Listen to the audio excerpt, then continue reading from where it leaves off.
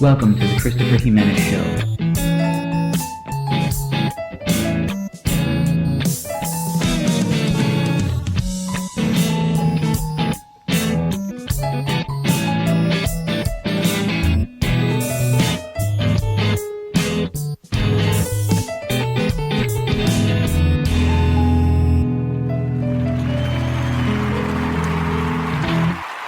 Welcome to the Christopher Jimenez Show. This is a special weekend, a special night here. I'm here with my little lady, and if you didn't know, I am married. I have a newborn child, and I have two dogs. And if you hear them in the background of this episode or of any episode of my podcast, I will not just stop and record again. I do not have a soundproof studio, so I'm not even going to bother with trying to make sure that everything's perfect. I know nothing's going to be perfect, and I know that if you like my content, you'll listen. If you don't like my content, you won't listen. So either way, I'm fine with that.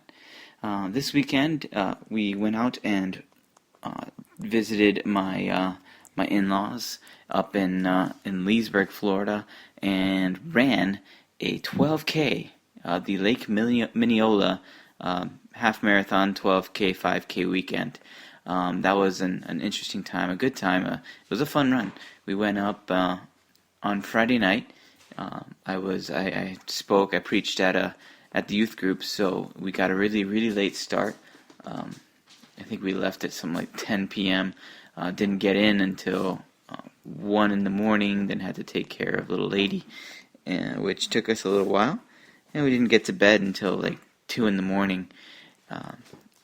The race started at 7:30. Packet pickup was before then, so we figured we'd try to get there by 6:30 to make sure we made the lines. Got our stretches in and all that stuff before the race started, which means we had to leave Leesburg 40 minutes before then. So, one thing leads to another. We have to wake up earlier to make sure that our child gets fed and delivered to grandma's house safely and soundly, and make sure everybody's okay. So, we ended up having about 2 hours of sleep before the race, and I was kind of, I didn't feel too confident about it. We ran this race in order to try and get a good time to submit to Tower of Terror, the 10-miler there, so we can move up in the corrals and have some fun, running a little bit earlier than later, and having a little bit more time in the park afterward. I'm happy to report that our plan actually worked. We ran it officially in 12 45-minute miles, so that's really an awesome thing, especially given that my wife hadn't run in such a long distance since before giving birth. So we're trying to slowly get back into it and keep running. So it was good. It was a great time. The course was amazing. It was it was a pretty good course. We ran around Lake Minneola. It was fairly shady. It was a good time, and the people were quite fun on the course. I'm sure you heard her there. She's protesting something. I don't know what. Oh well. So anyway, the only complaint was from my end was the parking situation. It was really poor. There was no direction, no. The first lot, the biggest lot, got full really, really fast, and I noticed that people were kind of parking poorly. If there was some kind of direction, I'm sure you could have gotten quite a bit more cars into that first parking area. And there were really, there was only one place where signage was sending people. Signage was not distributing people throughout all the parking spaces that were available. We just happened upon a good spot, and it was actually a really good spot. It was right by the starting line, so right between the starting and finish line, because it kind of overlapped a bit. But that was my only complaint. Now, while we were there, we ran into Chrissy Murphy, and she said that the parking was actually better this year than it was last year. I can only imagine what that means about the parking last year, but yeah, I mean it was a great course. I believe there were something like 6 water stations throughout the entire course. I know that some people ran half marathons, so I suppose that's really really good for them.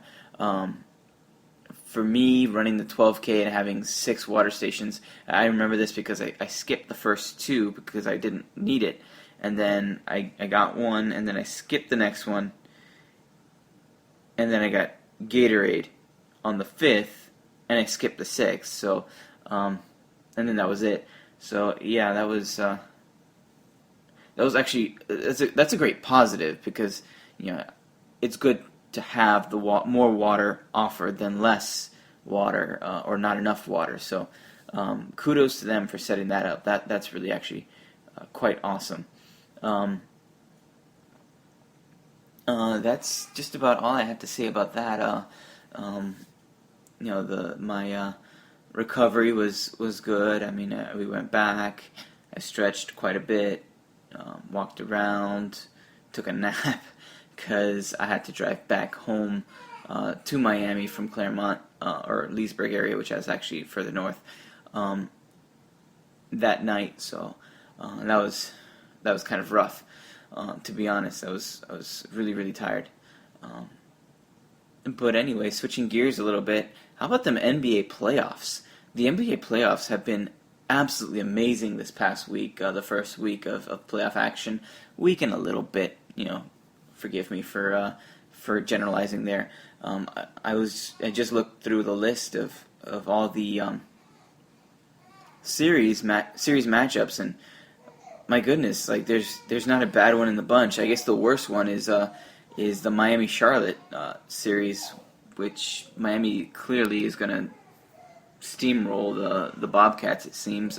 Personally, I love it because I'm a Miami Heat fan. Go Heat! Been a Heat fan since I remember understanding what basketball was. So don't hate Miami, okay? But yeah, I mean, dude, like LaMarcus Aldridge is insane. Let's see, Memphis, go Memphis. That's pretty cool seeing him take it to the Thunder. San Antonio, Dallas seems like a nasty little rivalry there. Toronto and Brooklyn, I would not have pegged that as a series to watch, but that all those games are coming down to the wire. I don't know if it's because they're two super talented teams, or it's because they're two evenly matched teams. But wow, I mean, come on, dude. Even though Washington and Chicago are, Washington's kind of taking it to Chicago right now, but it's still feisty, and it's still lively, and it's still close, and well, not today, but it's still typically it's a feisty little series there, and just the NBA is doing a good job there with the entertainment value. It's really really good. What's happening with Indiana? I mean, they kind of evened out the series, so it's kind of they regained their home court advantage that they gave away just as soon as they could in the playoffs. I don't know what's up with them and their deal with home court advantage and all that, especially when they're so willing to give it away. So it seems. Well, I would say stay tuned to the NBA playoffs. Those games are bound to please. Just a little note on the blog, I have a book that I recently finished reading. It's called Boring, written by Michael Kelly. I wrote up a review of that book last Friday I posted it, and I have a giveaway posted on my blog as well. I have a second copy of that book. The publisher contacted me. They asked me to review it.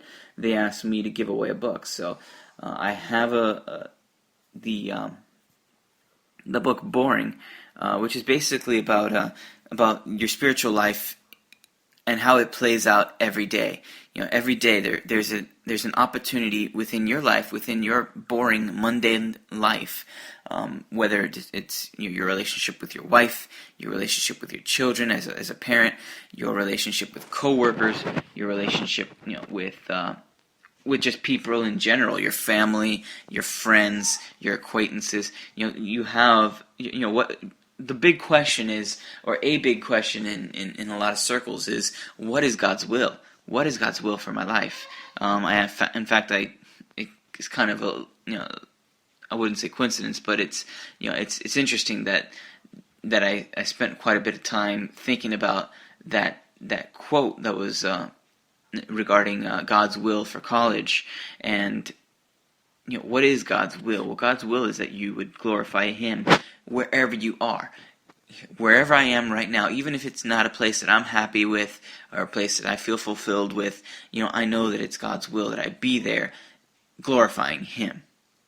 It's not God's will for me to be there not glorifying Him. And there's apparently, the Christian world is being rocked by scandals again. Pastor Bob Coy, I believe it was, that had to step down for some kind of sexual issues. It's not God's will that he be a minister and have sexual issues. Now, I'm not saying that he did have any of that. I'm just saying that if those allegations are true and he did step down for some reason or another, if those allegations are true, well, that's not God's will. Certainly not. Or it's not God's will that a preacher would also be a thief, or that that anybody in his ministry or his service would be caught in any kind of sin that he explicitly states, no, you're not supposed to do that. That is not God's will. What God's will is for you to, whatever you're doing, that you be pleasing Him, that you be living according to His commandments, that you be a shining light, that you would be sharing His gospel. Those are the things that you are to do, no matter where you are. And that's one of the points, is wherever you are, you can be that. You can be a missionary in your own backyard. So again, visit my blog. I plan to post several quotes from the book, discuss it a little bit more this week. You'll have until the end of this week to enter, and then I'll declare a winner at the end of the week.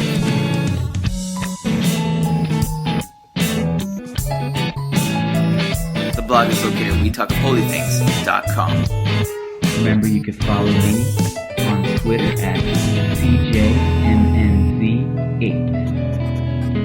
Thank you so much.